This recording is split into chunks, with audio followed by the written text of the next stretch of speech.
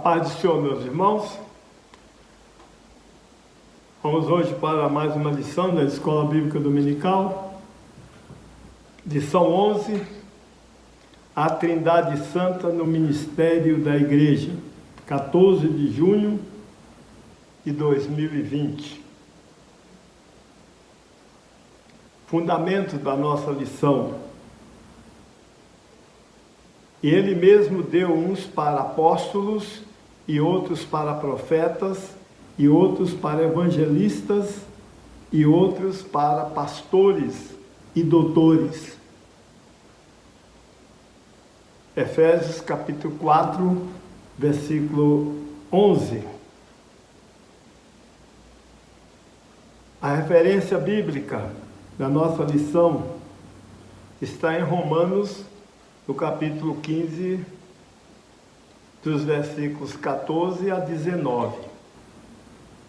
Diz assim o texto escolhido para a referência: Eu próprio, meus irmãos, certo estou a respeito de vós, que vós mesmos estáis cheios de bondade, cheios de todo conhecimento, podendo ademoestar-vos uns aos outros.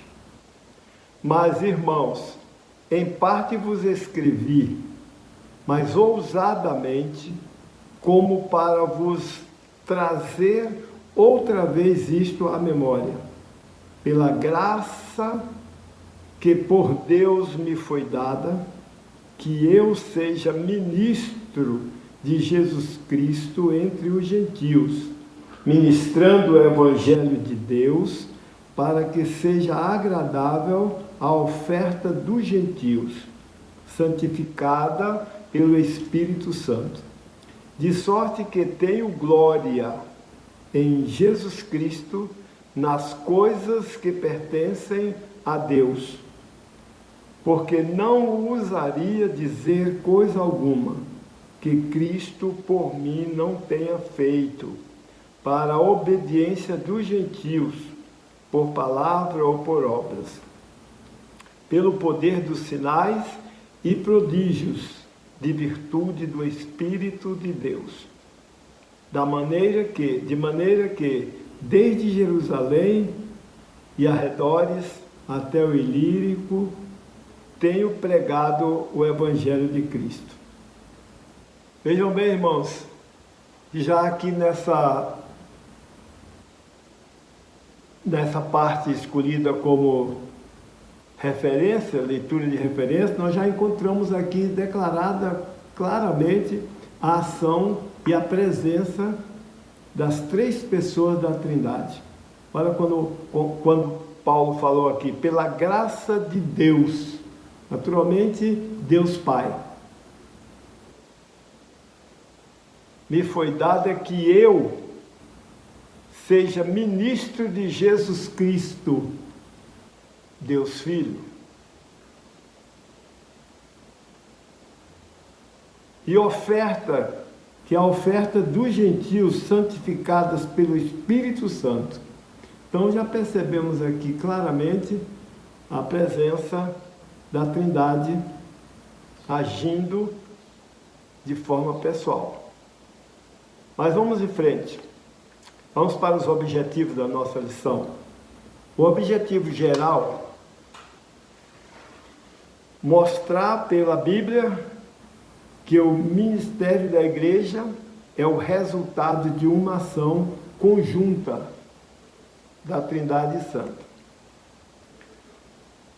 Os objetivos específicos que serão dissecados durante a lição: reconhecer que os dons ministeriais são essenciais para a igreja nos dias atuais. Mostrar que cada dom ministerial tem uma aplicação específica. E explicar à luz da Bíblia como Paulo via a ação da Trindade Santa nos dons ministeriais. A introdução da nossa lição diz assim: é de suma importância fortalecer o conhecimento da ação específica da Trindade Santa, na distribuição dos dons que formam o ministério da Igreja do Senhor Jesus nos dias atuais. Essa introdução situa o assunto à nossa realidade hoje, ao que nós vivemos e a importância do trabalho da igreja hoje na nossa comunidade, na nossa realidade. Primeiro tópico 1. A igreja do Novo Testamento recebeu a influência diretiva da Trindade Santa. 1.1. Jesus demonstra interesse pelo ministério da igreja. Paulo identifica Jesus, o que desceu do céu e voltou para lá, como doador dos dons ministeriais que edificam a igreja. Veja que Paulo identificou Jesus aqui como aquele que desceu, aquele que subiu, que é o mesmo que desceu. Isso ele mostra para declarar para todos nós que estamos tratando de Jesus. E aí ele escreveu em Efésios 4:10, aquele que desceu é também o mesmo que subiu acima de todos os céus, para cumprir todas as coisas.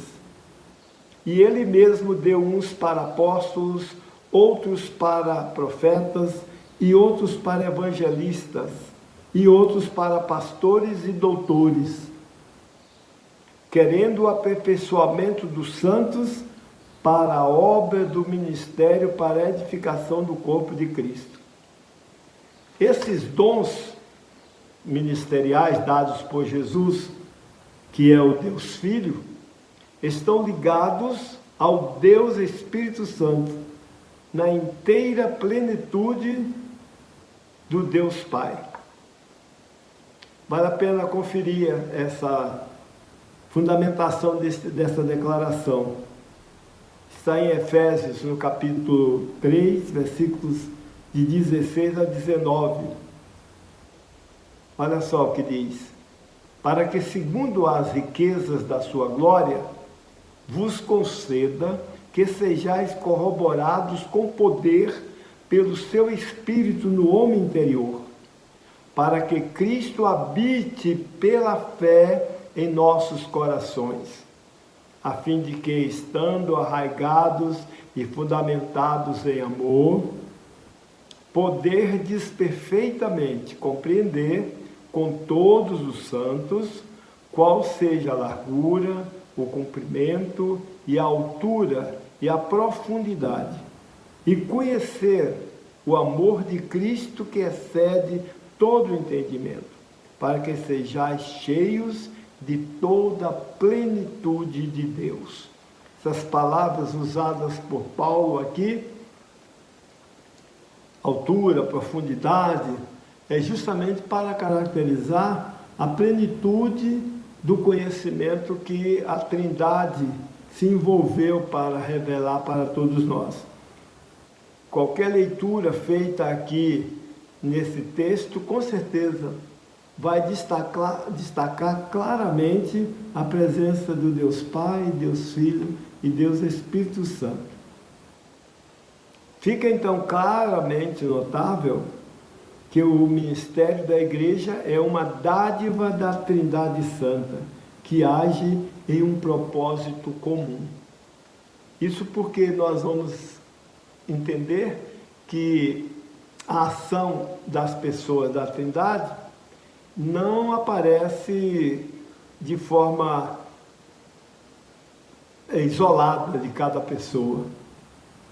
Inicia o ministério do Deus Pai, termina, inicia do Espírito, termina, inicia do Espírito, do Deus Filho. Não, não é assim. Todos agem ao mesmo tempo, todos mostram sua ação destacada, porém coesa no mesmo propósito. 1.2. Os dons ministeriais não são ornamentais, são essenciais. Há uma diferença fundamental aqui. Algo que é ornamental faz parte da ornamentação. Se tirar, se percebe que há uma falta, mas não é nada estrutural, nada que venha comprometer. Já os dons não, os dons são fundamentais. Eles precisam estar sempre presentes nas atividades da igreja. Dos dons citados em Efésios 4:11, aparece dois que se destacam aqui, nesse primeiro tópico nosso: apóstolo e profeta. Fazem parte declaradamente do fundamento da igreja. Há outro texto que confirma isso, Efésios 2:19. Assim que já não sois estrangeiros, nem forasteiros, mas concidadãos dos santos e da família de Deus, edificados sobre o fundamento dos apóstolos e dos profetas, de que Jesus Cristo é a principal pedra de esquina. A igreja está edificada sobre a pedra de esquina, que é Jesus Cristo, e sobre o fundamento dos apóstolos e profetas. Sabemos que a pedra angular, a pedra sobre a qual a igreja está edificada, é Cristo. Mas encontramos na Bíblia que os apóstolos também foram considerados colunas da igreja. Então, nesse caso aqui, o ministério de profetas e de apóstolos estão ligados à fundamentação da igreja, ligado à sua estrutura, Tópico 2. Jesus deu evangelistas, pastores e doutores para a igreja. No 2.1, evangelistas fazem a expansão da igreja.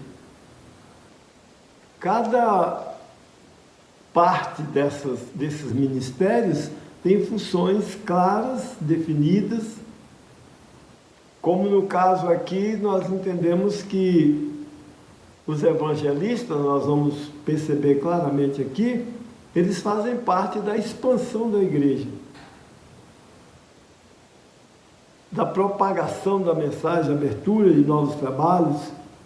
Os apóstolos também faziam o papel de evangelistas para expandir a igreja.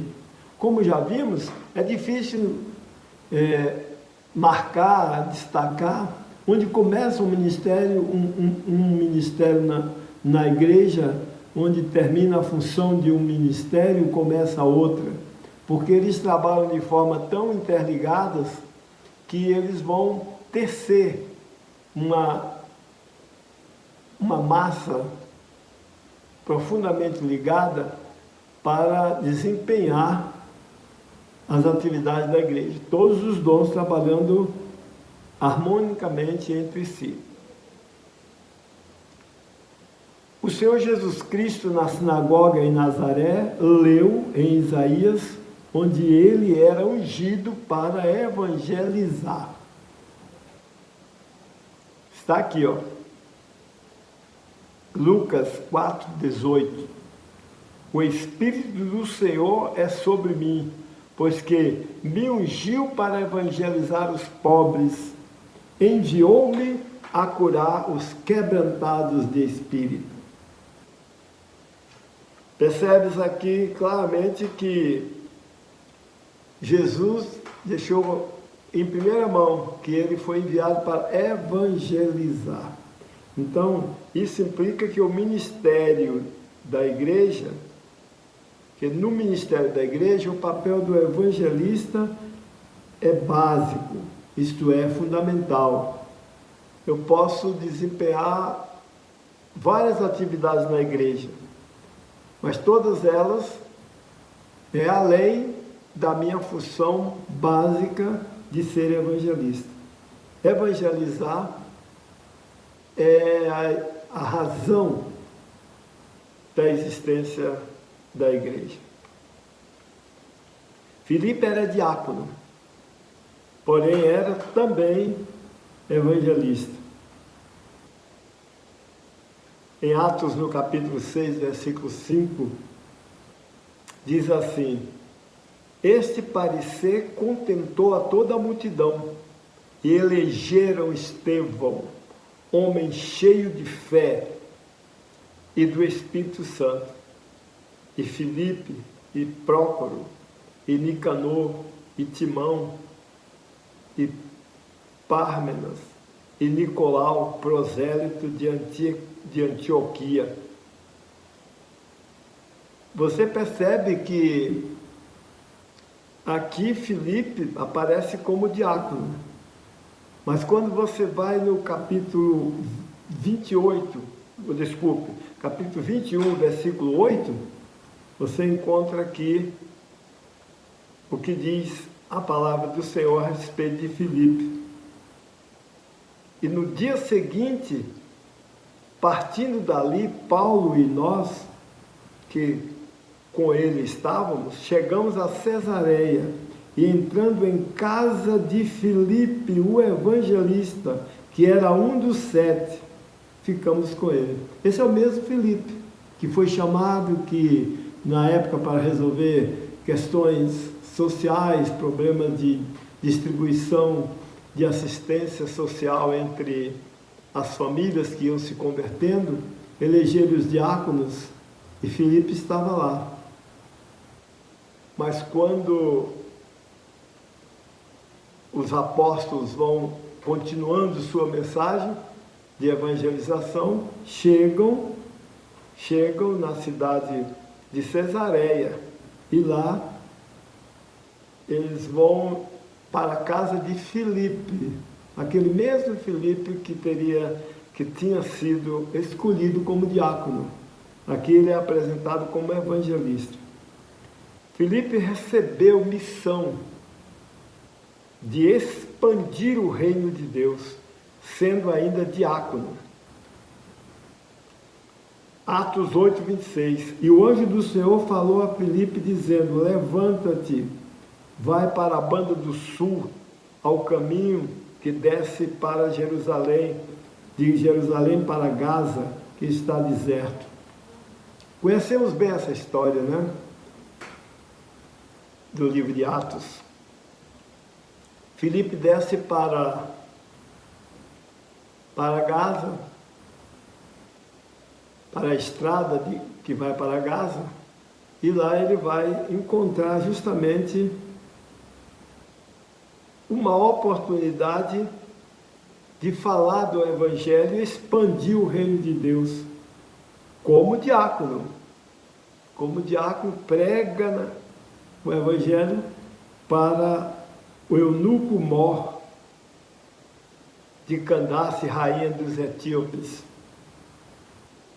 Vamos ver como foi que ocorreu isso? Lá em Atos, no capítulo 8, versículos 26 e 27.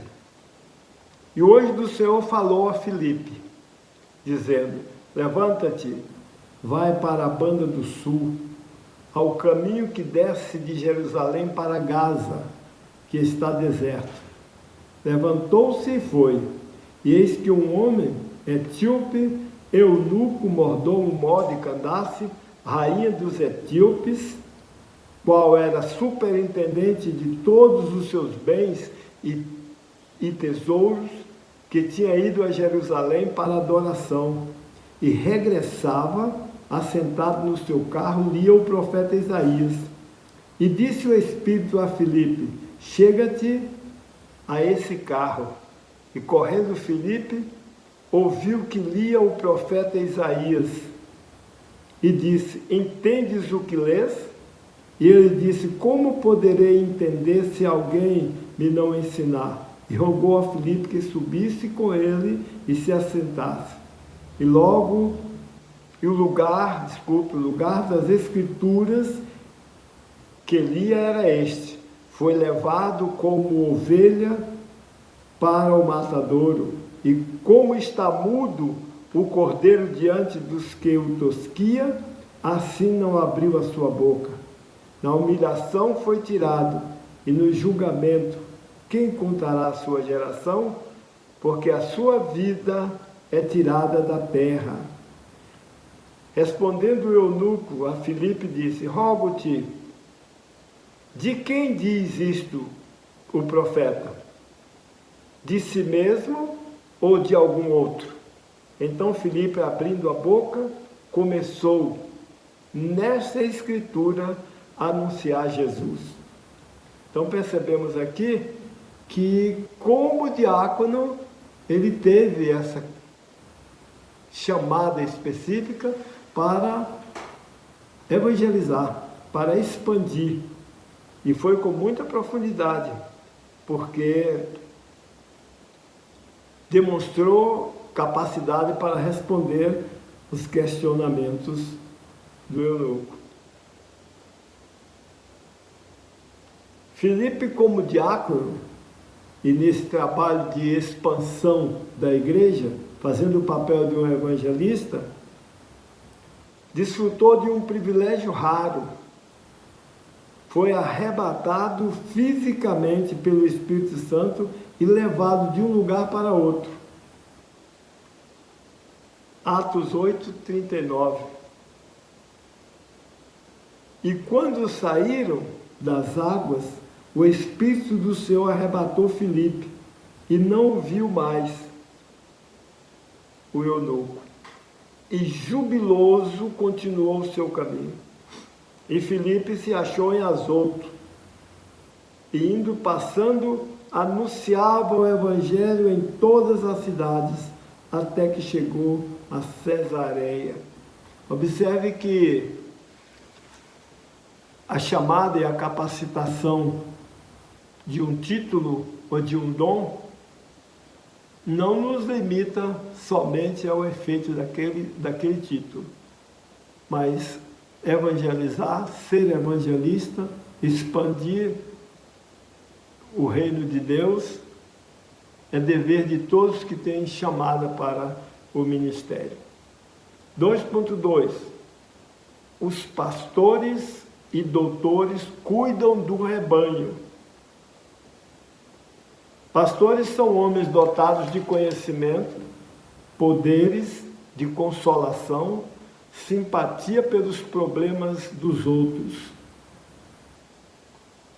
A classificação por títulos, naturalmente, faz uma separação entre as pessoas de sua capacitação, de sua ação exclusiva para o ministério.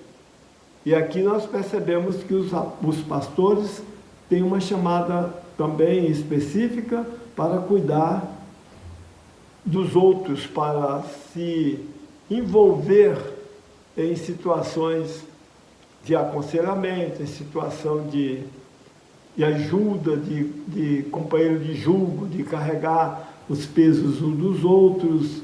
Esse é o trabalho dos pastores. E também os doutores são chamados por Deus com ações específicas. Paulo foi reconhecido como doutor pela sabedoria dada por Deus para a edificação da igreja. Suas cartas de assuntos difíceis, que muitos indoutos e inconstantes torcem para a sua própria perdição. Essa foi um reconhecimento já desde o dia dos apóstolos. Os outros apóstolos reconheciam a profundidade do apóstolo Paulo, que além de apóstolo, era também doutor, tinha recebido de Deus o dom de ser doutor na palavra, doutor no conhecimento do Senhor Jesus Cristo.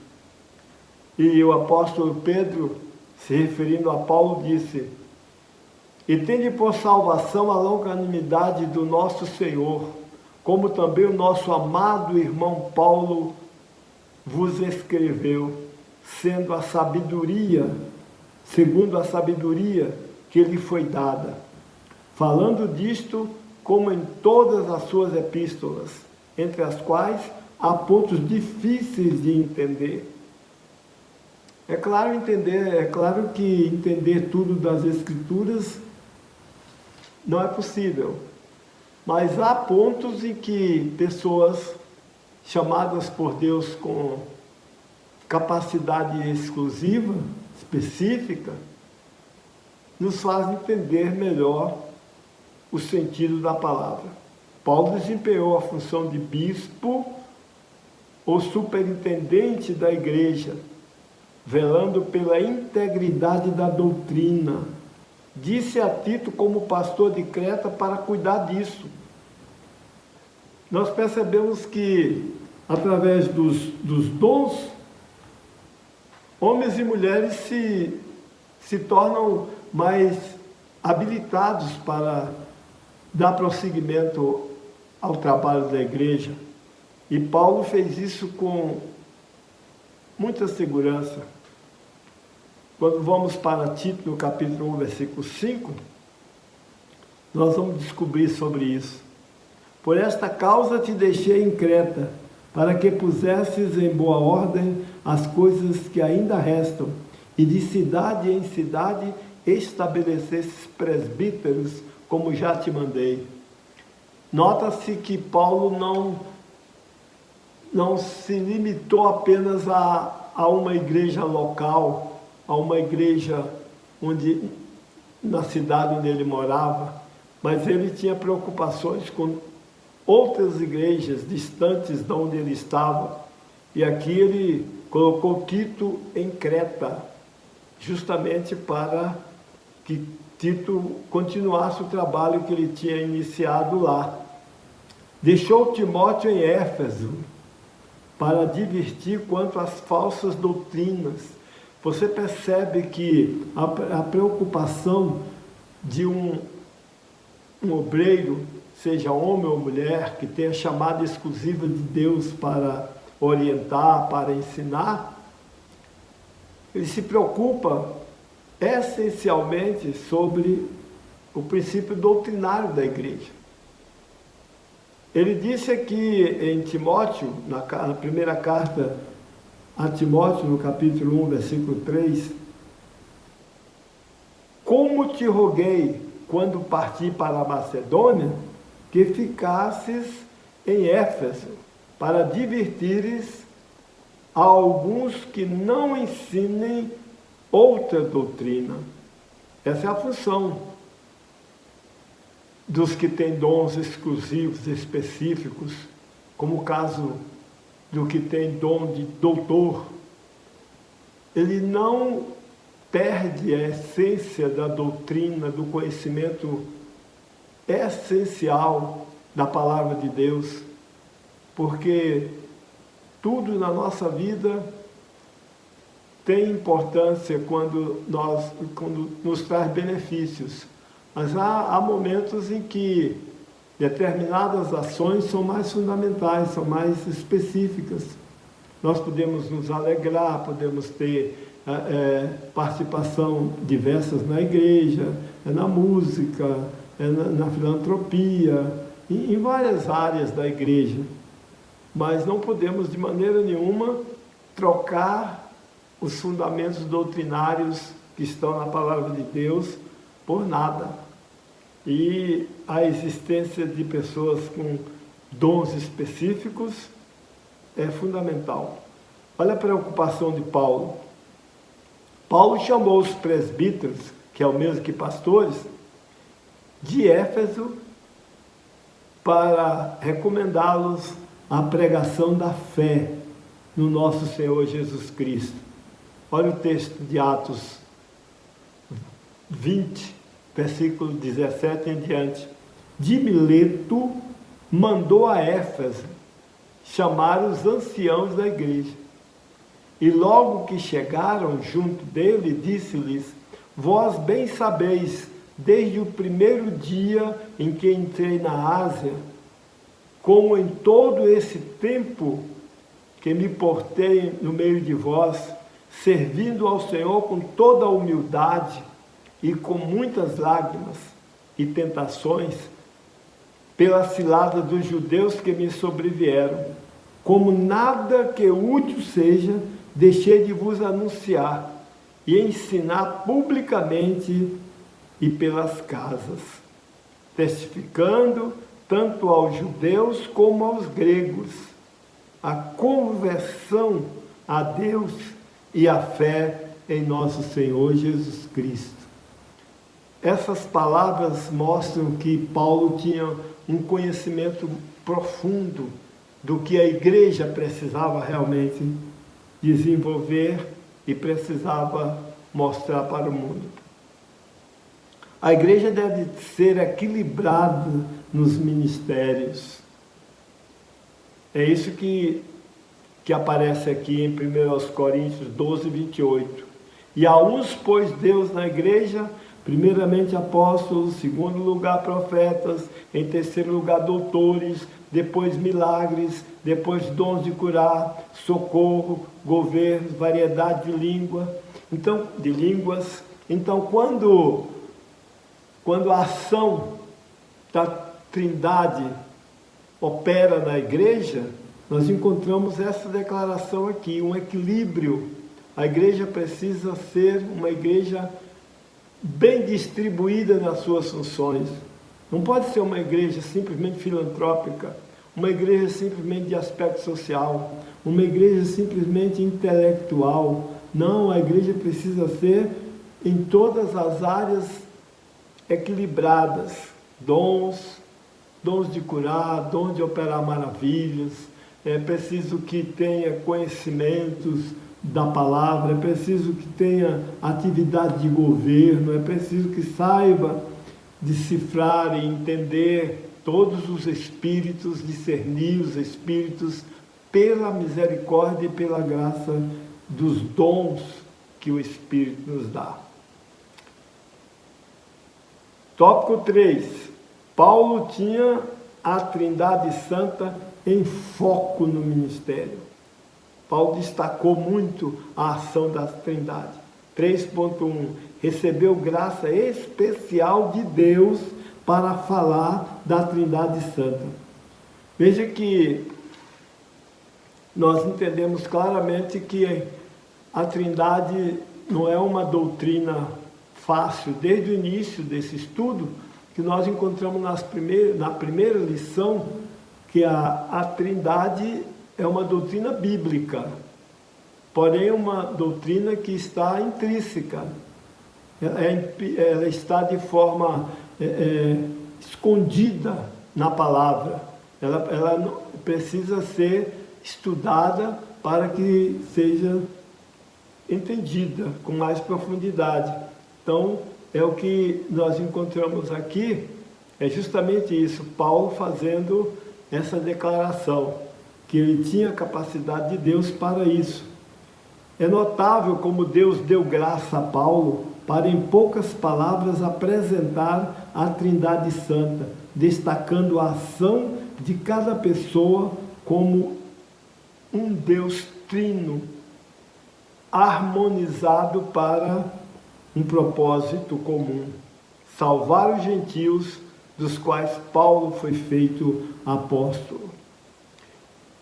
Romanos capítulo 15, verso 16, há uma declaração de Paulo carregada de um significado muito importante. Diz assim: que eu seja ministro de Cristo entre os gentios, ministrando o evangelho de Deus, para que seja agradável a oferta dos gentios, santificadas no Espírito Santo. Veja que, em poucas palavras aqui, Paulo destaca plenamente a ação da Trindade. Em apenas um versículo, ele coloca a ação de Jesus Cristo, a ação de Deus e a ação do Espírito Santo. Tudo isso para trazer a possibilidade de desenvolver a evangelização entre os gentios. 3.2. Dá prazer fazer parte do ministério. Não somente hoje encontramos pessoas que têm prazer de participar do ministério, mas desde os dias dos apóstolos que nós encontramos Paulo declarando isso. Paulo expressou gratidão por ter sido incluído no ministério. Olha o que ele disse, 1 Timóteo 1,12: dou graças ao que me tem confortado, a Cristo Jesus, Senhor nosso, porque Ele me teve por fiel, pondo-me no ministério. Então isso é muito importante. Por causa desse contentamento de alma de Paulo, nota-se o cuidado ao escrever a Timóteo, dando os pré-requisitos para a escolha de novos membros para o ministério pastoral. Quando examinamos aqui o texto de Paulo sobre a escolha de novos obreiros, ele vai deixar bem claro aqui das características que precisavam ter aqueles que fossem chamados para o ministério do Senhor. A compreensão de Paulo sobre a Trindade Santa foi tão completa que não hesitou em apresentar as três pessoas no mesmo nível de bênção para a igreja. A graça do Senhor Jesus Cristo, o amor de Deus e a comunhão do Espírito Santo seja com todos vós. Foi assim que ele concluiu sua segunda carta aos Coríntios. Ele colocou no mesmo nível a graça do Senhor Jesus Cristo, o amor de Deus e a comunhão do Espírito Santo seja com todos. Isso mostra que Paulo não tinha nenhuma dificuldade em ver a Trindade agindo no ministério da igreja. Concluindo, achamos o fim da nossa lição aqui, com a conclusão do exame de textos bíblicos pelo que o ministério é formado por diversos dons para atuarem nas várias áreas da igreja, com a ação triuna da Trindade Santa. Então o ministério realmente está debaixo da bênção do Senhor, está debaixo da graça do Senhor. Portanto, meus irmãos, está aí o assunto que nos propomos para essa data de hoje, de reflexão da Palavra de Deus, essa data de 14 de junho de 2020. Esperamos que cada dia possamos acrescentar um pouco mais ao conhecimento da ação da Trindade na nossa vida. Deus abençoe a todos, que o Senhor continue guardando a cada um de nós, debaixo da sua bênção. Não vamos descuidar da oração, da busca e, sobretudo, da perseverança que precisamos ter na fé, na esperança de que o Senhor nos dará vitória. Estamos em dias difíceis, dias de pandemia, dias de sofrimento para muitas famílias, para todos nós, mas para muitas famílias, sofrimento mais direto, com perdas. Mas o Senhor nos dará graça para vencer. Deus abençoe a todos e até a próxima lição.